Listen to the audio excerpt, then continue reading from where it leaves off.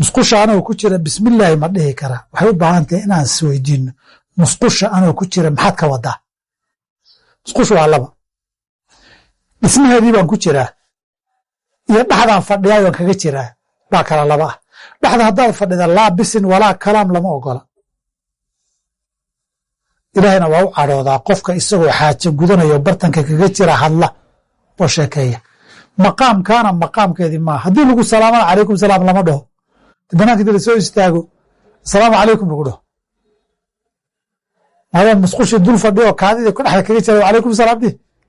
maya maqaamul kalaam ma aha labada qof ee ku sheekaysanaysa labada musqulood suuxi ku kala jirana ama daduurka xaajada gudashada baadiyaha u baxeen halkaa fadhiye habeen intuu mugdigu kala qariyey xaajadiina gudanaya kuna dul sheekaysanayana fa in allaha yamqutu calaa dalik ilah u caradaa buu nabigu yiri sala allahu alay ali wasalam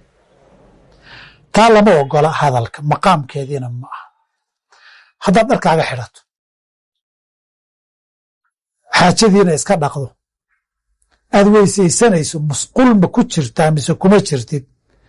axkaamta musqushii meeshaad fadhiday weeye jiiraan baad la tahay xukmul jiwaar waay meeshii lagu xaaja gudanayay baad ag taaganta ma bannaan baa mise waa meel xidhan bannaan hadday tahay de halkan aad ku kaadido xagga kalena u jeedsatood weysaysato bisinkana qabata dee iyadoo hadalba ma laha labadan xaala waxay iska shabbahaan halkaagiibaad taagan tahay oo lugahan baad wareejisay midna waad fadhiday ama waaba taagnid oo taagni baad ku kaadiday ama waad fadhiday oo waad istaagtay kanna bannaankanaad godka ku kaadidayoo markaasaad xagga ugala jeesatay biyo haddaad xaggan ku weysaysata duulduulkaisu ku soo gaarino bannaankan ciiddii kalaad ku weysaysanaysaa soo isla meeshii un taagnidu maaha tan bannaanka ishkaal ma laha tan xiran ishkaal ma yeelanaysaa mise ma yeelanayso intaan garanayo wax nas sharciga oo cad oo xaaraantinimeynaya halkaa bismillah inaad dhahda ma jiro keliya bisinkii waa lagu amray haddaad weysaysanayso wax kaa xaaraantinimeeya adoon xaajo gudanaynin oo dharkaagii qaba inaad bisin qabatana ma jiro cumar radiallahu canhu ardaahu baa musqul ka soo baxay isagoo qur'aan akhrinayo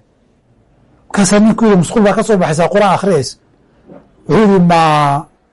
mooyadaaba adoo ciyaal yara waxaa kuu sheegtay nabiga xilligiisii waanu saa samayn jiray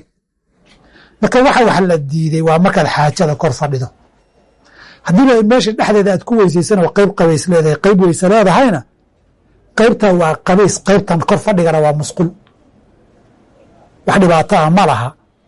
waxna sharciga xaaraantinimeynayna ma jiro bilahi towfiiq